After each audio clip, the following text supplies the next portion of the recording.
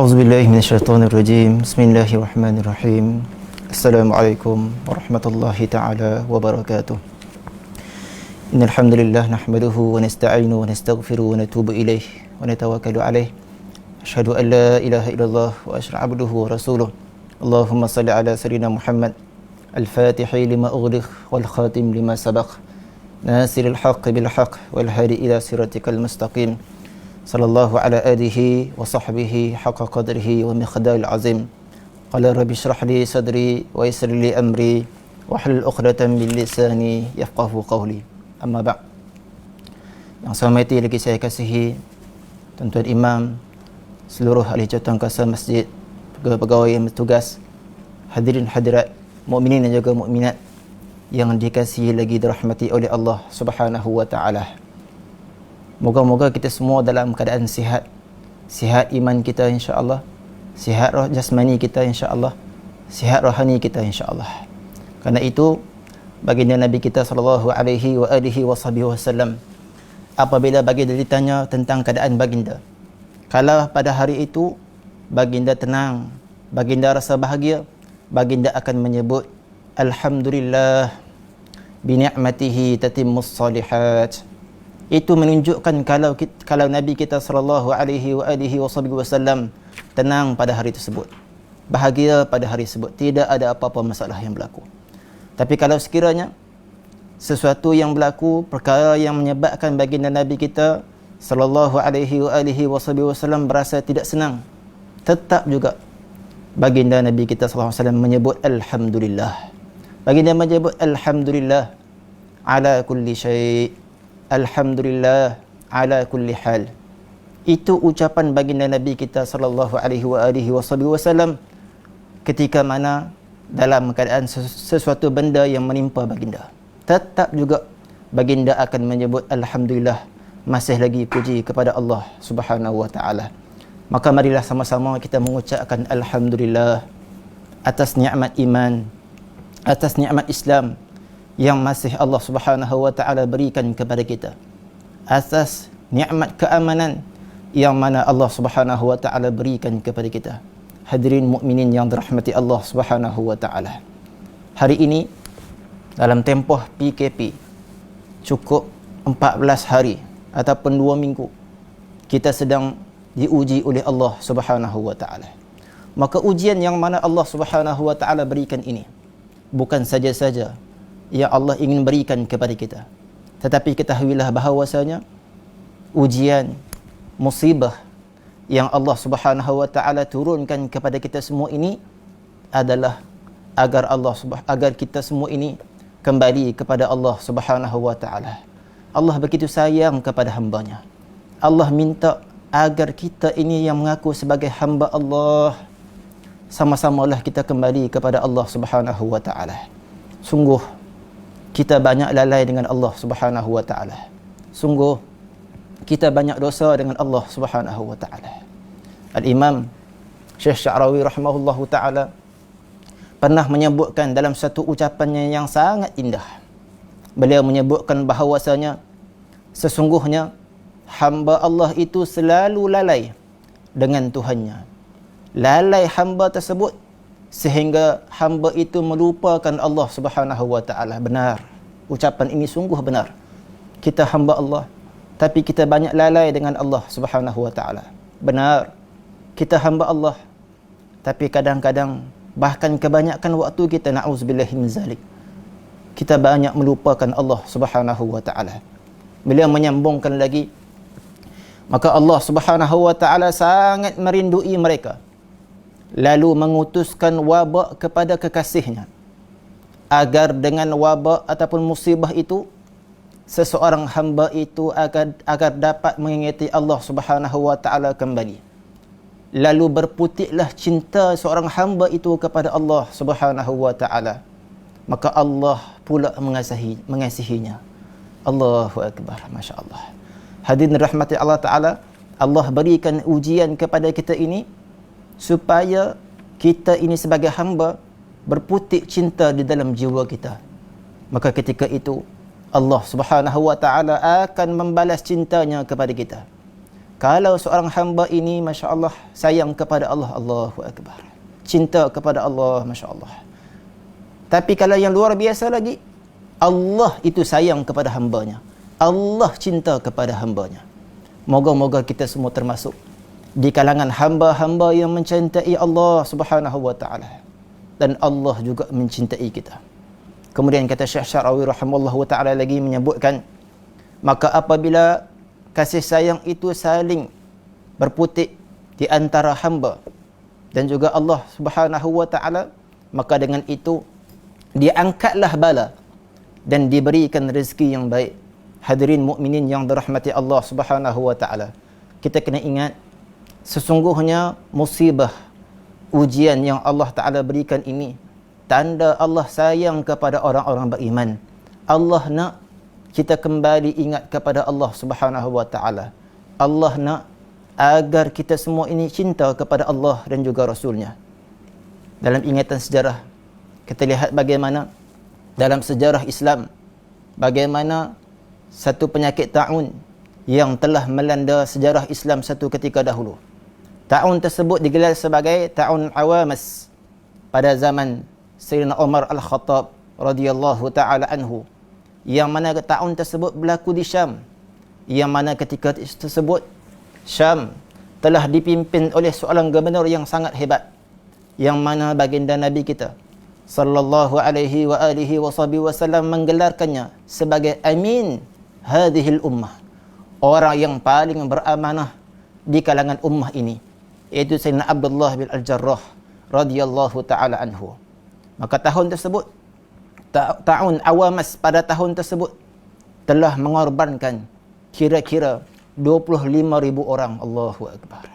Dan selepas itu pula berlaku satu lagi wabak ta'un pada zaman Sayyidina Ibn Zubair radhiyallahu taala anhu pada bulan Syawal tahun 69 Hijrah.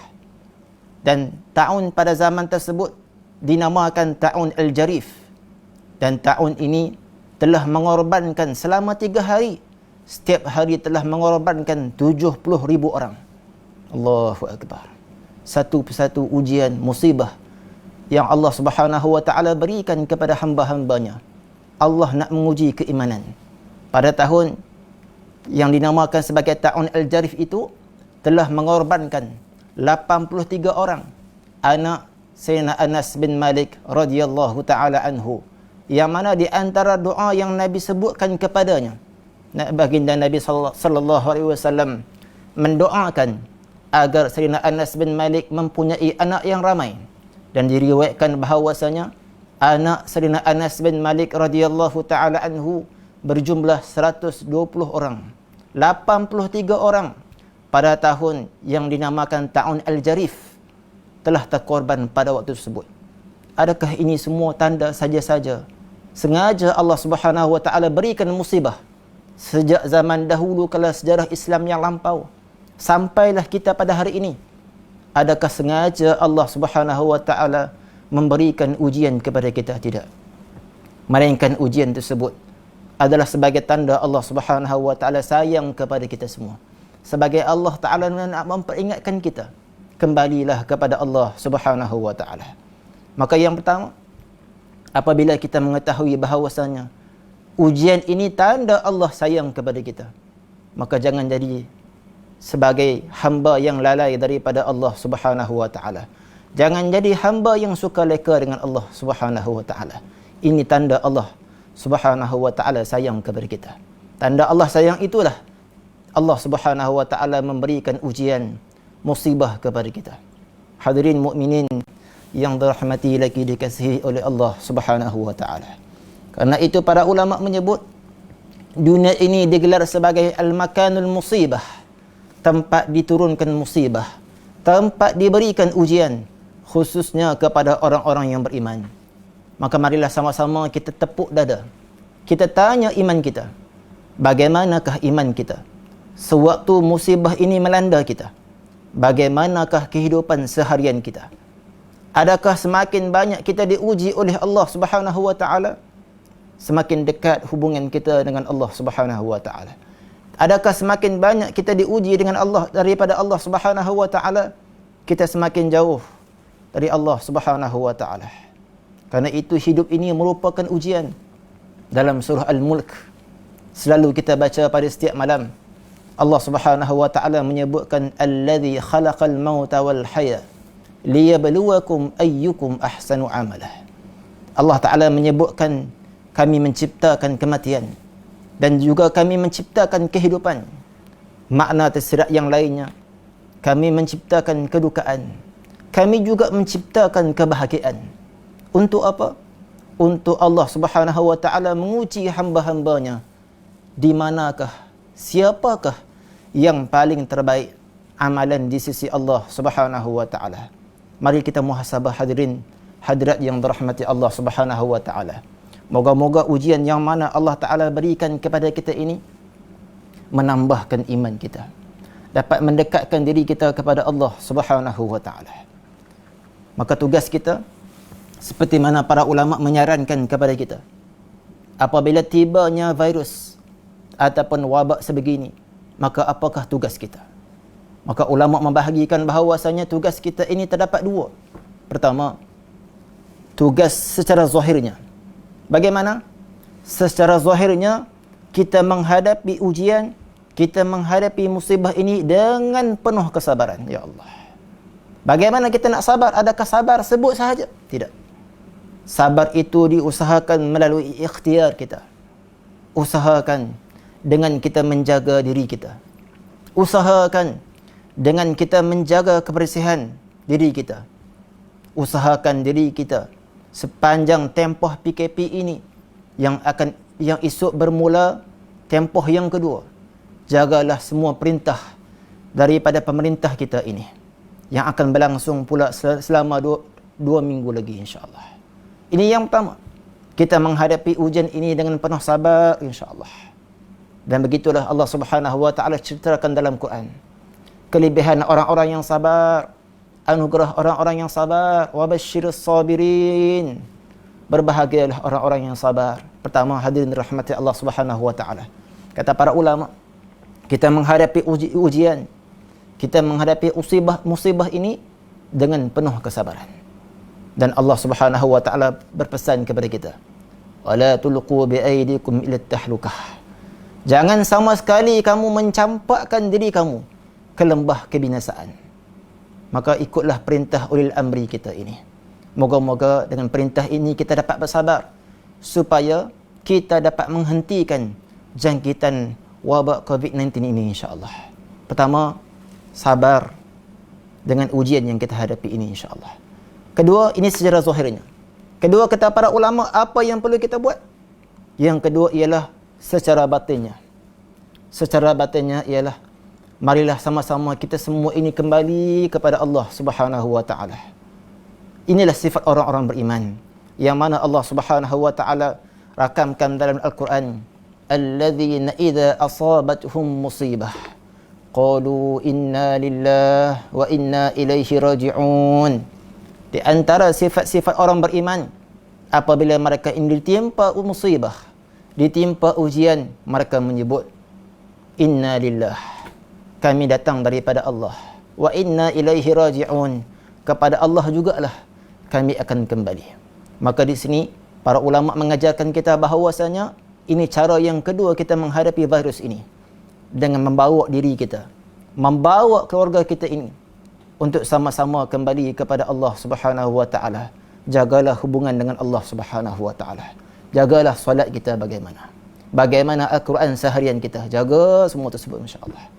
Moga-moga dengan kita kembali kepada Allah Subhanahu wa taala ini, ujian yang kita hadapi ini Allah Subhanahu wa taala hilangkan, insya-Allah, dengan berkat, dengan kejujuran masing-masing kita ini sebagai hamba Allah Subhanahu wa taala.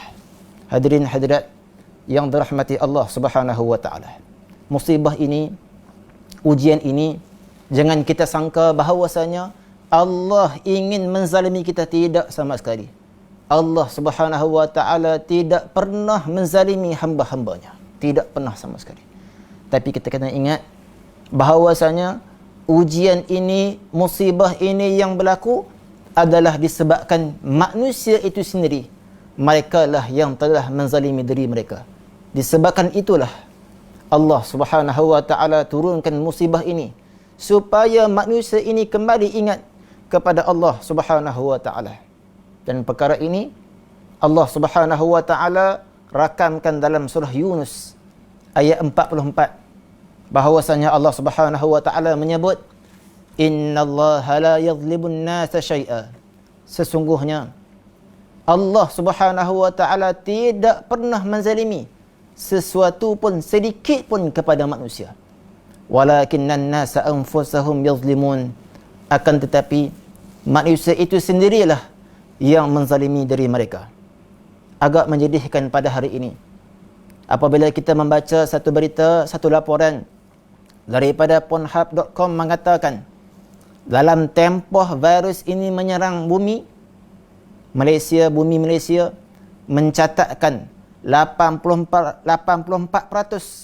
data yang menunjukkan jumlah manusia-manusia yang melayari porno lucah, na'udzubillahi min zalik. Malaysia jatuh pada negara yang keempat, selepas mana negara yang pertama Slovakia, yang kedua Bulgaria, dan yang ketiga Ireland, dan yang keempat dengan catatan 84% data yang menunjukkan ada sebahagian daripada rakyat Malaysia yang dalam tempoh PKP ini, yang dalam tempoh wabak virus ini menyerang bumi kita ini, Malaysia mencatatkan 84% manusia-manusia yang melayari porno lucah, na'udzubillahi min zalik. Maka siapakah yang menzalimi diri sendiri ini? Tidak lain dan tidak bukan, ini semua virus, wabak, musibah ini adalah kerana dosa-dosa manusia yang manusia lakukan. Kita sebagai hamba Allah, maka bertaubatlah. Data ini sebenarnya tinggi. Ramai yang mengaku sebagai hamba Allah Subhanahu wa taala. Dan kalau kita tanya, tidak seorang pun yang akan mengaku dialah merupakan hamba dunia, tidak ada yang mengaku. Kalau ditanya, adakah engkau hamba syaitan? Maka tidak ada seorang pun yang akan mengaku sebagai hamba syaitan. Semua akan mengaku sebagai hamba Allah Subhanahu wa taala. Akan tetapi amat menyedihkan apabila data yang tinggi itu menunjukkan Malaysia berada pada ranking yang keempat. Moga-moga kita semua berhenti insya-Allah. Yang namanya hamba Allah, kita berhentilah sekarang daripada membuat sesuatu perkara yang diharamkan oleh Allah Subhanahu wa taala. Berhentilah daripada mata yang melihat perkara-perkara yang haram. Berhentilah daripada mulut yang bercakap tentang hal-hal aib-aib manusia. Berhentilah daripada anggota yang melakukan maksiat kepada Allah Subhanahu wa taala. Moga-moga dengan hentinya maksiat tersebut, Allah Subhanahu wa taala menghentikan ujian musibah ini kepada kita. Hadirin yang dirahmati Allah Subhanahu wa taala. Sama-sama kita beringat bahawasanya kita hidup di dunia ini tempoh yang singkat sahaja. Allah ingin menguji bagaimana iman kita. Allah ingin menguji bagaimana kita ini sebagai hamba kepadanya. Adakah kita ini sebagai hamba yang sebenar kepada Allah Subhanahu wa taala? Ataupun kita disebut sebagai hamba yang bermain-main dengan Allah Subhanahu wa taala. Moga-moga virus musibah ini menyedarkan kita bahawasanya kita ialah hamba Allah. Kita bukan hamba dunia, kita bukan hamba syaitan. Na'udzubillahi min zalik. Hadirin mukminin yang dirahmati Allah Subhanahu wa taala.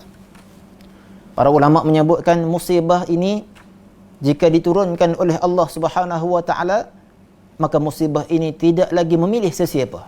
Semua orang akan merasai terkena dengan musibah ujian ini. Sungguh, inilah yang kita hadapi sekarang. Orang soleh pun terkena ujian. Orang fasik pun terkena ujian. Orang-orang dewasa pun terkena ujian. Orang kanak-kanak kecil pun terkena ujian. Semua ini sedang diuji oleh Allah Subhanahu wa taala. Dalam satu hadis yang mana Syekh Ahmad Fahmi Zamzam hafizahullah taala wa ra'ah memasukkan dalam kitabnya 40 hadis peristiwa akhir zaman. Di antaranya diceritakan bahawasanya satu hari Nabi kita sallallahu alaihi wasallam tidur di rumah isterinya Sayyidatina Zainab binti Jahshin radhiyallahu taala anhu. ketika tidur, baginda Nabi kita sallallahu alaihi wasallam terjaga daripada tidur dalam keadaan terkejut. Lalu baginda menyebut la ilaha illallah, la ilaha illallah, la ilaha illallah, wailun lil arab min syarrin qad iqtarab, futihal yawma min radmil ya'juj wa ma'juj mithlu hadhihi. Kata baginda Nabi SAW, celakalah bagi orang Arab. Syekh Fahmi Zamzam hafizahullah ta'ala menyebutkan kecelakaan ini bukan hanya menimpa bagi orang Arab sahaja, tapi Nabi menyebutkan orang Arab dahulu kerana ia bangsa Arab bersama dengan baginda Nabi kita sallallahu alaihi wasallam. Hakikatnya kecelakaan ini akan menimpa semua bangsa termasuk Arab dan juga bukan Arab. Nabi menyebut wailul lil arab min syarrin qad iqtarab, celakalah bangsa Arab daripada kejahatan yang semakin hari semakin menimpa mereka. Futihal yawma min radmi ya'juj wa ma'juj mithla hadhihi. Nabi SAW mengisyaratkan sesungguhnya pintu lubang Ya'juj wa Ma'juj telah terbuka sedemikian.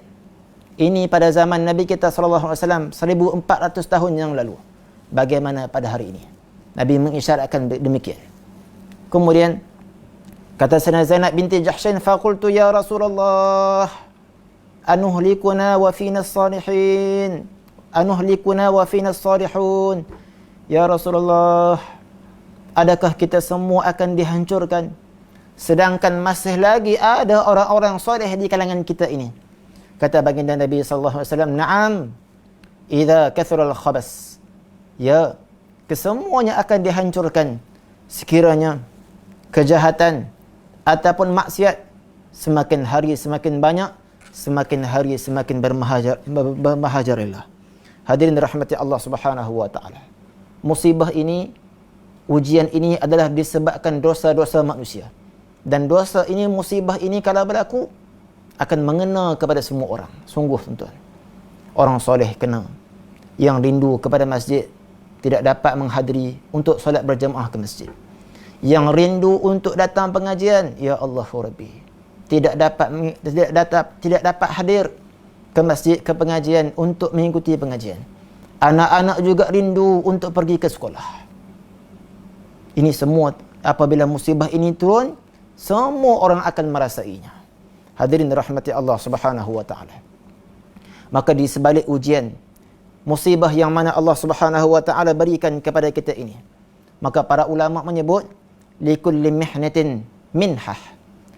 Dari setiap ujian, dari setiap musibah akan ada anugerah daripada Allah Subhanahu wa taala. Jangan kita sangka ujian ini sahaja-sahaja sengaja Allah Ta'ala berikan kepada hamba-hambanya, tidak. Seperti mana kita sebutkan di awal tadi, sesungguhnya ujian ini tanda Allah Subhanahu wa Ta'ala sayang kepada kita. Di sebalik sayangnya Allah Subhanahu wa Ta'ala kepada kita ini, Allah Subhanahu wa Ta'ala ingin memberikan ujian, ingin memberikan anugerah-anugerah yang lain kepada kita. Di antaranya kata para ulama, orang-orang yang sebelum ini melakukan solat berjemaah, yang selalu hadir dalam pengajian, jangan risau insya-Allah. Pahala juga tetap dapat insya-Allah. Kan? Karena itulah kadang-kadang kita mendengar seruan azan, hati ini menjadi sayu, ya Allah, teringinnya nak ke masjid. Bila dengar pengajian, ya Allah, hati ini sayu, ingin pergi ke masjid dengar pengajian. Karena itulah orang-orang yang ada perasaan sedemikian, berbahagialah. Karena mereka ini seperti mana disebutkan oleh Nabi kita sallallahu alaihi wasallam, seorang pemuda dan juga pemudi yang mana hatinya sentiasa terikat dengan masjid, maka inilah peluang untuk mendapat naungan arasy yang di akhirat kelak. Yang tidak ada naungan arasy, yang tidak ada naungan yang hebat, melainkan daripada naungan daripada Allah Subhanahu wa ta'ala. Beruntunglah orang-orang yang hatinya sentiasa terikat dengan masjid, tetapi jasadnya tidak dapat hadir ke masjid. Beruntunglah, karena pahala tetap juga berjalan. Hadirin rahmati Allah Subhanahu wa ta'ala, satu hadis daripada Sayyidina Abu Musa al-Asy'ari radhiyallahu ta'ala anhu, Sabda baginda Rasulullah sallallahu alaihi wa alihi wasallam, "Idza marida al-'abdu aw safara kutiba lahu mithlu ma kana ya'malu muqiman sahihan." Jika seseorang hamba itu sakit atau bermusafir, maka dicatat baginya pahala sebagaimana kebiasaan dia ketika bermukim dan ketika mana dia sihat. Sebelum ini kita sihat, masya-Allah. Sebelum ini kita tidak ada keuzuran untuk datang ke masjid, tidak ada keuzuran untuk datang pengajian. Tapi hari ini kita diuji oleh Allah Subhanahu wa taala, menyebabkan kita terhalang untuk hadir ke masjid untuk solat berjamaah. Walaupun demikian, terhalang itu merupakan uzur dan tetap juga akan ditulis pahala oleh Allah Subhanahu wa taala, seperti mana kita melakukan ketika mana kita sihat, seperti mana kita melakukan ketika mana kita dalam keadaan bermukim. Allahu akbar. Inilah anugerah Allah Subhanahu wa taala kepada umat yang dikasihi oleh Allah Subhanahu wa taala. Walaupun kita tidak dapat hadir ke masjid untuk solat berjamaah, tetapi masih lagi kita diberikan pahala oleh Allah Subhanahu wa taala. Ini untungnya menjadi umat baginda Nabi Muhammad sallallahu alaihi wa alihi wasallam. Bertuahlah kita kerana bertuhankan Allah Subhanahu wa taala. Bertuahlah kita kerana bernabikan Nabi kita Muhammad sallallahu alaihi wa alihi wasallam. Ini yang pertama, anugerah yang pertama, pahala tetap berterusan walaupun kita tidak dapat mengerjakan seperti sebelum ini.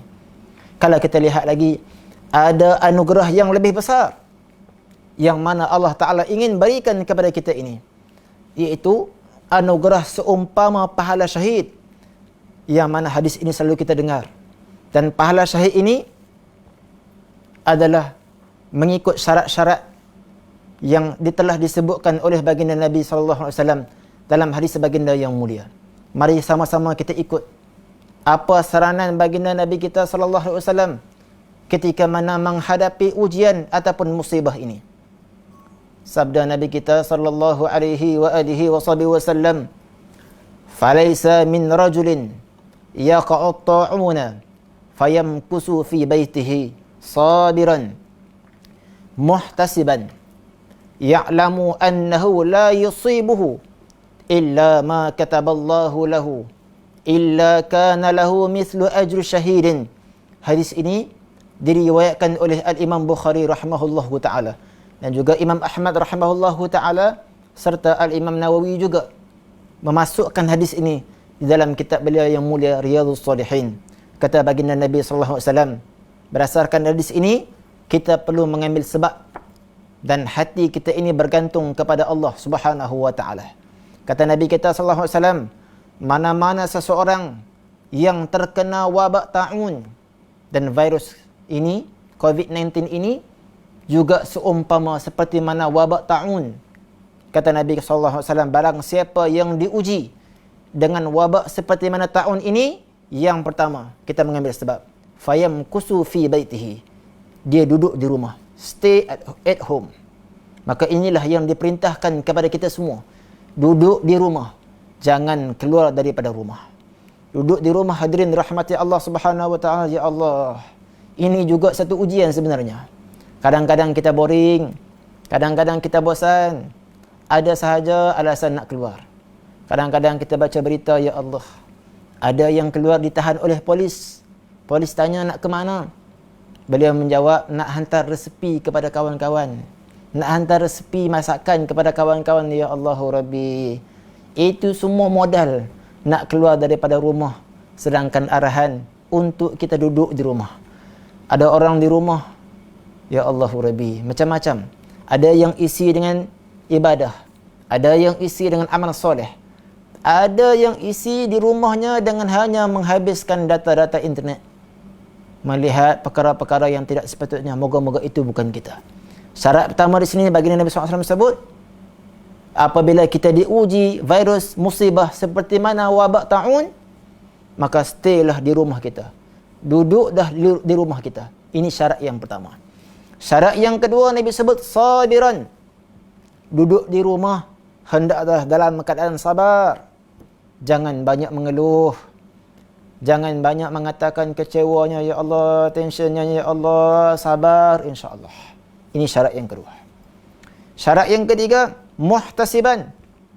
Duduk di rumah tersebut dengan mengharapkan pahala daripada Allah Subhanahu wa taala. Allahu akbar.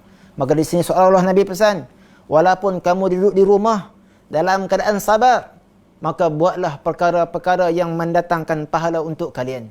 Janganlah buat perkara yang mendatangkan dosa buat kalian. Ini syarat yang ketiga. Syarat yang pertama, Nabi pesan duduk di rumah. Jangan keluar, melainkan untuk urusan yang penting, untuk membeli keperluan rumah seharian, insya-Allah. Syarat yang kedua, mestilah sabar. Syarat yang kedua, sabar. Jangan kecewa, jangan banyak mengeluh. Syarat yang ketiga, mengharapkan pahala daripada Allah Subhanahu wa taala. Syarat yang keempat, ya'lamu annahu la yusibuhu illa ma kataballahu lah. Ketahuilah, dia yakin bahawasanya apa yang ujian musibah yang berlaku itu, itulah merupakan ketentuan daripada Allah Subhanahu wa taala. Duduk di rumah dalam keadaan hati yang tenang, ini syarat yang keempat. Hati yang yakin dengan Allah Subhanahu wa taala, maka agar musibah ini diangkat oleh Allah Subhanahu wa taala. Hati yang penuh tawakal kepada Allah Subhanahu wa taala. Maka Nabi sebut, apabila kita mempunyai empat sifat ini, sekalipun seseorang itu tidak terkena penyakit wabak ataupun taun, ataupun tidak mati disebabkan taun, seperti mana yang disyarahkan oleh Al-Hafiz Ibn Hajar Al-Asqalani, maka Nabi sebut, illa kana lahu mithlu ajru syahidin. Maka seseorang itu seolah mendapat seumpama pahala mati syahid. Allahu akbar. Nak dapat pahala mati syahid ini, Allahu Rabbi, nak kena berperang di jalan Allah Subhanahu wa taala. Ada yang syahid dunia, ada yang syahid akhirat, itu perbahasan dalam fiqh. Maka di sini Allahu akbar, anugerah Allah kepada umat baginda Nabi Muhammad sallallahu alaihi wasallam. Dengan kita melaksanakan apa arahan Nabi kita sallallahu alaihi wasallam, empat perkara ini insya-Allah dapat pahala seumpama pahala mati syahid. Duduk di rumah, sabar, mengharapkan pahala, dan juga yakin, tenang, serta bertawakal kepada Allah Subhanahu wa taala. Empat syarat ini jika ada, sekalipun tidak mati disebabkan virus ataupun tidak terkena virus ini, maka juga akan diberikan pahala syahid oleh Allah Subhanahu wa taala. Allahu akbar. Tadi pahala kita berterusan walaupun kita tidak melakukan amal yang kita lakukan sebelum ni, pahala tetap berjalan. Ini satu.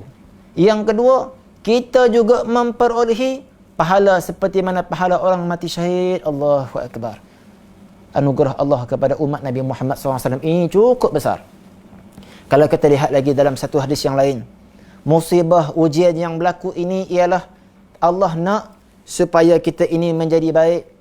Satu hadis yang diriwayatkan daripada Sayyidina Anas bin Malik radhiyallahu taala anhu qala Rasulullah sallallahu alaihi wa alihi wa sahbihi wasallam, idza arada Allah bi'abdihi al-khaira ajjala lahu al-'uqubata fid dunya wa idza arada Allah bi'abdihi syarra amsaka anhu bi dhanbihi hatta yuwafiya bihi yaumal qiyamah.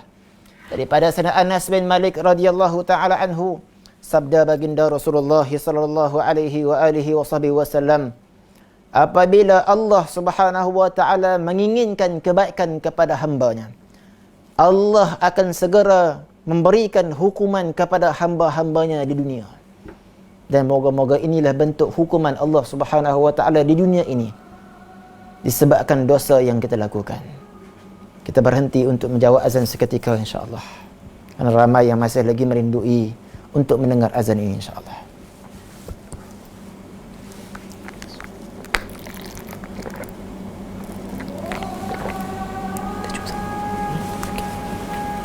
Boleh mangkit? Azan lah.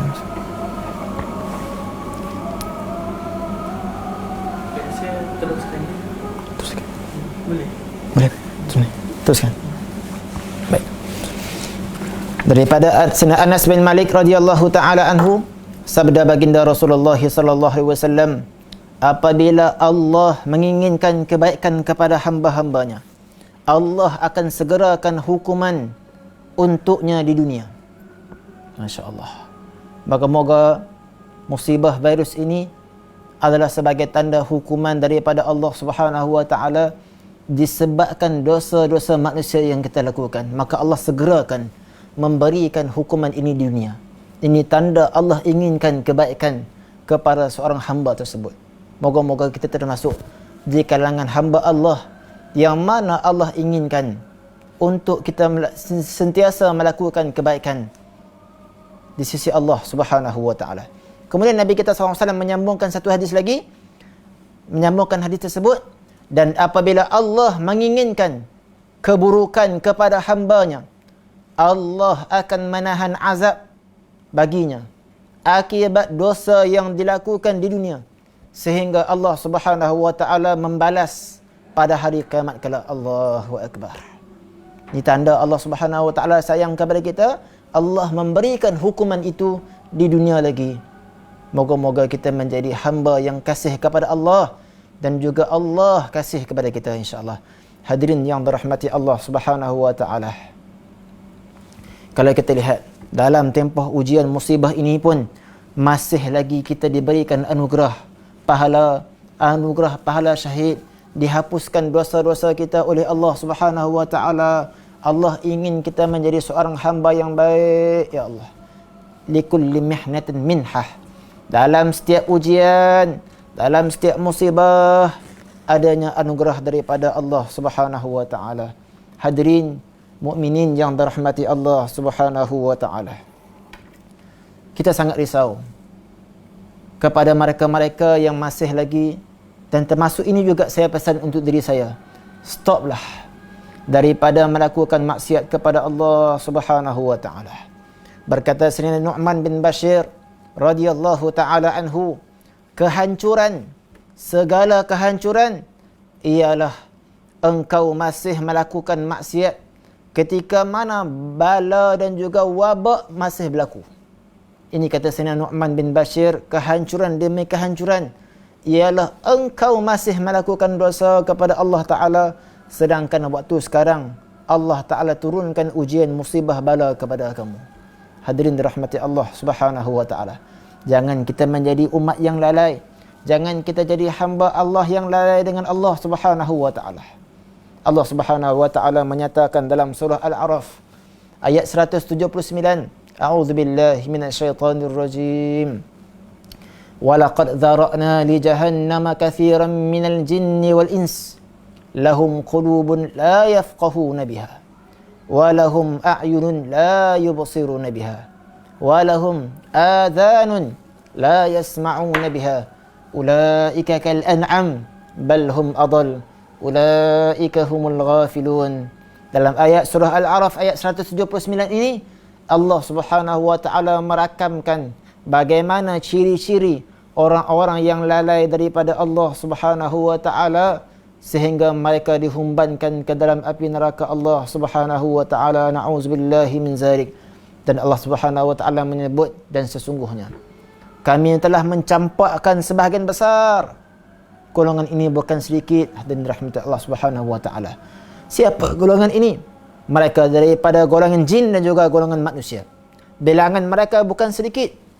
Bilangan mereka cukup ramai. Allah na'udzubillahi min zalik. Allah campakkan ke mana? Ke dalam lembah Jahannam, lembah api neraka Jahannam, api neraka yang paling panas sekali. Na'udzubillahi min zalik. Kenapa mereka dicampakkan ke dalam api lembah neraka Jahannam ini? Allah Subhanahu wa taala menyatakan 3 sebab. Lahum qulubun la yafqahuna biha. Pertama, mereka mempunyai hati, tetapi hati mereka tidak digunakan untuk memikirkan ayat-ayat Allah Subhanahu wa taala. Sebab yang pertama. Sebab yang kedua, Allah Subhanahu wa taala menyebut walahum a'yunun la yubsiruna biha. Mereka mempunyai mata, tetapi mata mereka tidak digunakan untuk melihat perkara-perkara yang baik, perkara-perkara yang berfaedah. Mata mereka digunakan untuk melihat perkara-perkara yang haram. Na'udzubillahi min zalik. Sebab yang ketiga, Allah menyatakan kenapa manusia dan juga jin dihumban ke dalam api neraka Allah Subhanahu wa taala, walahum adhanun la yasma'una biha. Ada manusia yang mana mereka ada telinga, tetapi telinga itu tidak digunakan untuk mendengar ayat-ayat Allah Subhanahu wa taala. Tidak digunakan untuk mendengar hadis-hadis Nabi kita sallallahu alaihi wasallam. Tidak digunakan untuk mendengar nasihat daripada alim ulama kita ini. Maka Allah Subhanahu wa taala menyebut 3 sifat ciri-ciri ini. Ulaika kal an'am. Mereka ini sumpama binatang ternakan. Allahu akbar. Bal hum adall. Bahkan Allah menyambung, mereka ini lebih teruk daripada binatang ternakan. Ulaika humul ghafilun. Mereka itulah merupakan golongan yang lalai di sisi Allah Subhanahu wa taala. Saya berpesan untuk diri saya.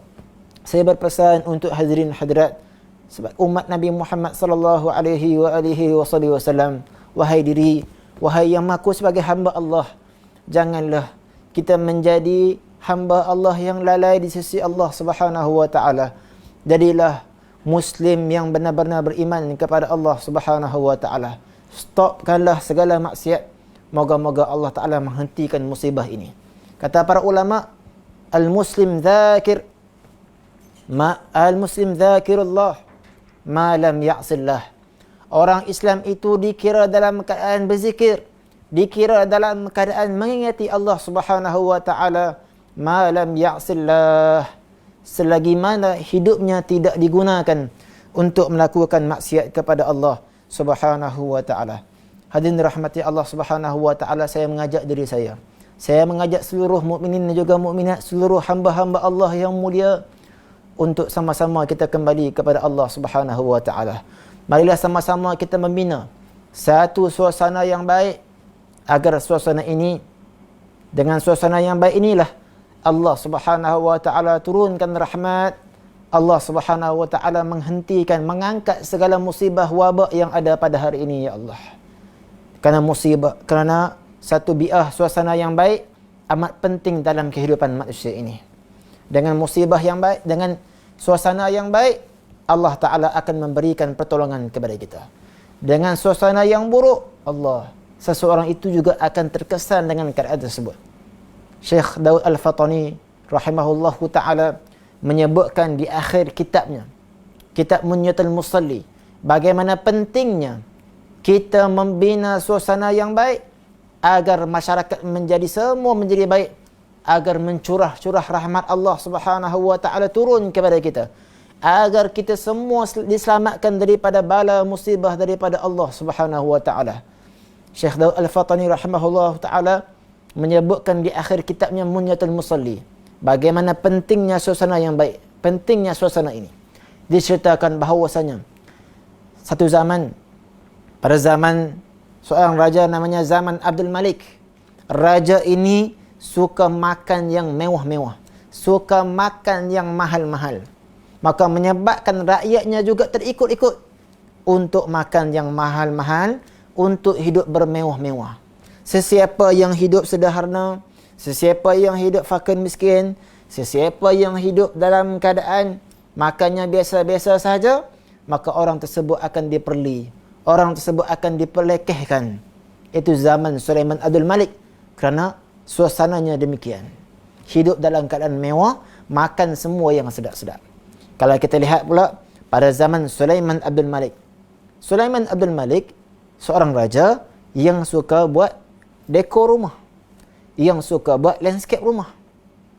Dan beliau juga suka meninggikan mahar-mahar kepada rakyatnya kalau seseorang itu nak berkahwin. Maka menyebabkan rakyat itu hidup macam mana? Hidup dalam keadaan suka untuk dekor rumahnya, hias, Masya Allah, lampu yang indah-indah, semua yang mahal-mahal, landscape di hadapan rumah semua yang cantik-cantik, Masya Allah. Begitu juga mahar ditinggikan. Kalau ada mahar yang rendah, akan dihina, akan diperlekehkan. Kalau ada rumah yang dekornya tidak cantik, dihina.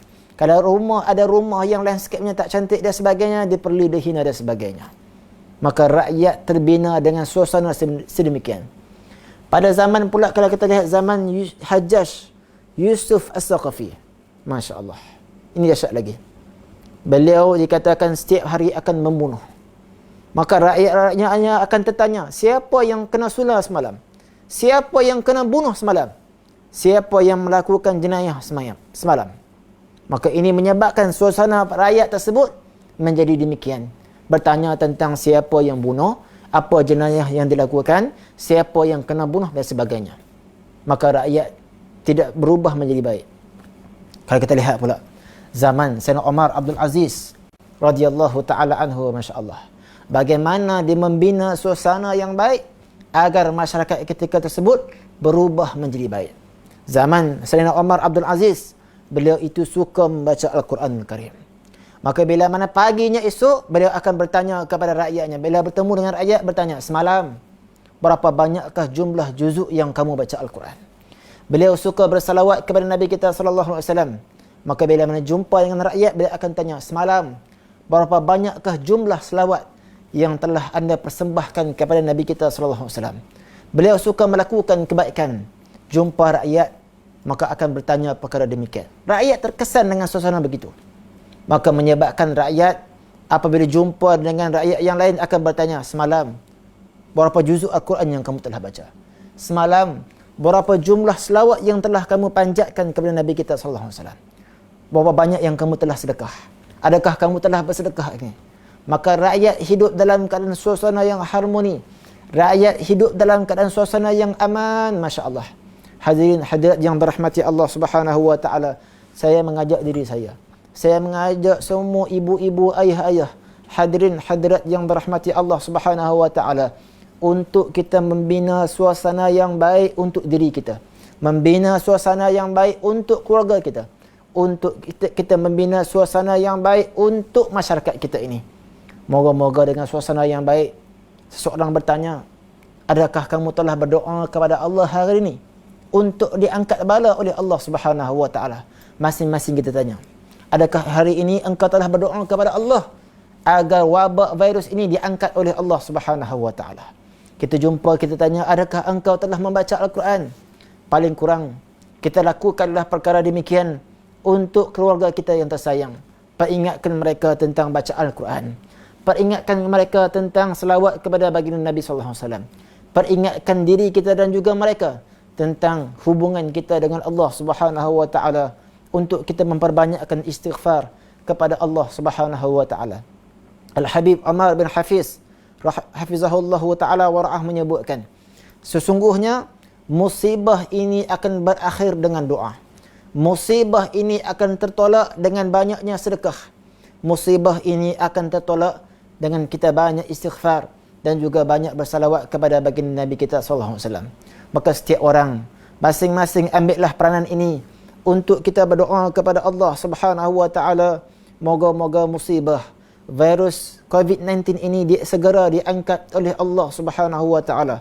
Allah merindui untuk mendengar rintihan kita. Ketika mana sujud, berdoalah kepada Allah Subhanahu wa taala. Ketika mana selepas selesai solat, sama ada solat fardu ataupun solat sunat, berdoalah kepada Allah.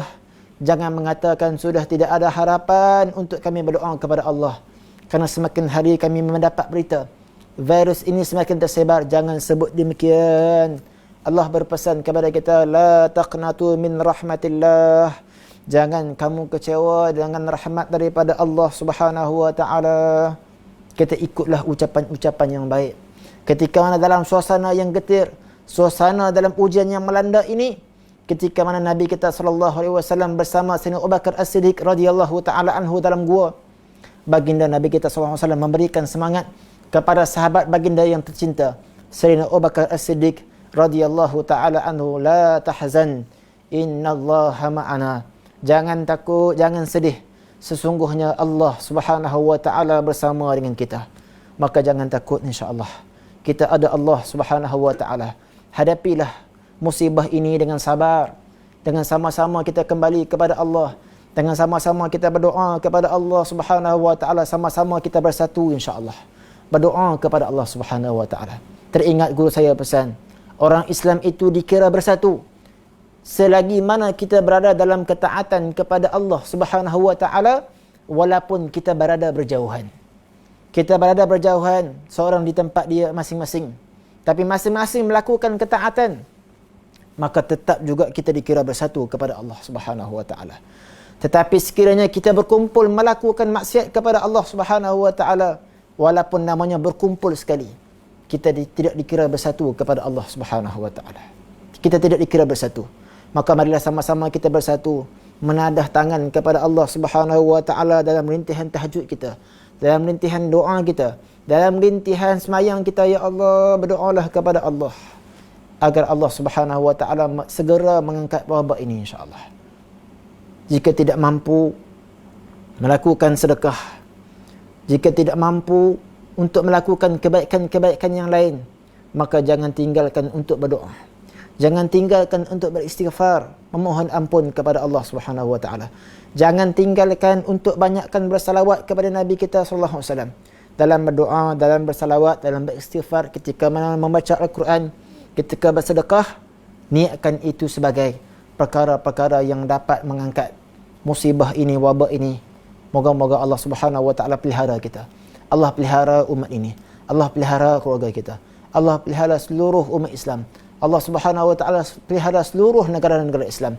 Dan Allah Subhanahu wa taala selamatkan, jaga, hentikan segera wabak virus yang melanda seluruh bumi ini. Hadirin rahmati Allah Subhanahu wa taala, yang belum solat hajat, bangunlah sembahyang hajat, minta kepada Allah taala, insya-Allah. Berdoalah banyak-banyak kepada Allah Subhanahu wa taala. Dan sebagai yang terakhirnya, saya pesan kepada diri saya untuk semua, jika boleh dan juga mampu, pada setiap solat 5 waktu, banyakkanlah membaca Ya Latif, Ya Latif, Ya Latif, dengan nada rintihan kepada Allah Subhanahu wa taala. Kalau boleh setiap solat 5 waktu sebanyak 129 kali Ya Latif, Ya Latif, Ya Latif. Kalau tidak mampu, kata Habib Zain bin Sumit, untuk kita di antara usaha kita untuk mengangkat bala ini, baca Ya Latif, Ya Latif selepas solat subuh dan juga selepas solat maghrib sebanyak 129 kali.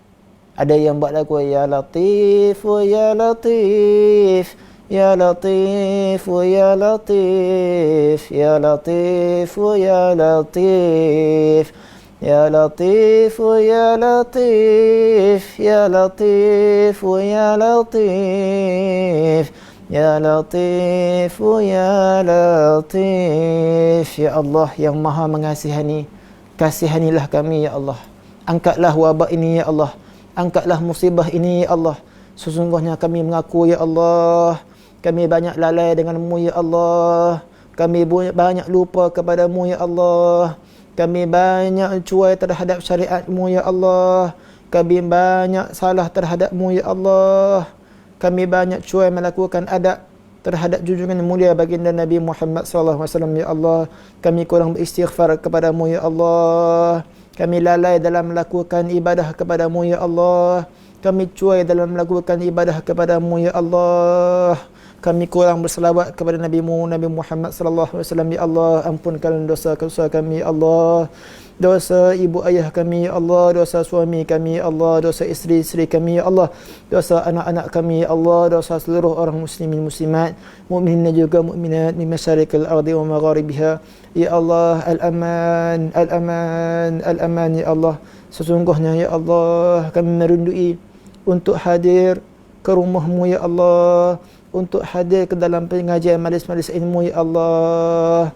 Ya Allah, anak-anak kami ya Allah, kanak-kanak kecil ya Allah, juga merindui untuk pergi ke sekolah ya Allah. Kami semua rindu untuk kembali seperti mana sedia asal ya Allah. Bantulah kami ya Allah. Angkatlah musibah ini ya Allah. Baikilah keadaan kami ya Allah.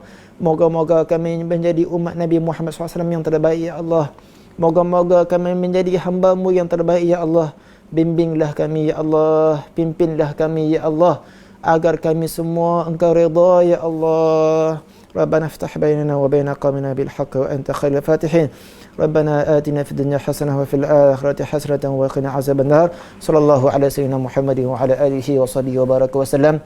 Dan itu saja dapat saya sampaikan. Yang baik datang daripada Allah, yang lemah yang kurang daripada saya sendiri. Saya mohon maaf banyak-banyak atas segala kekurangan yang disampaikan. Moga-moga kita semua dirahmati dan juga diberkati oleh Allah Subhanahu wa taala, dan moga-moga Allah segera mengangkat musibah ini dengan doa masing-masing yang kita panjatkan insya-Allah. Aku qauli hadza wa astaghfirullah li wa lakum wa lisal muslimina wal muslimat wal mu'minina wal mu'minat fastaghfiru innahu wal ghafurur rahim. Assalamualaikum warahmatullahi taala wabarakatuh.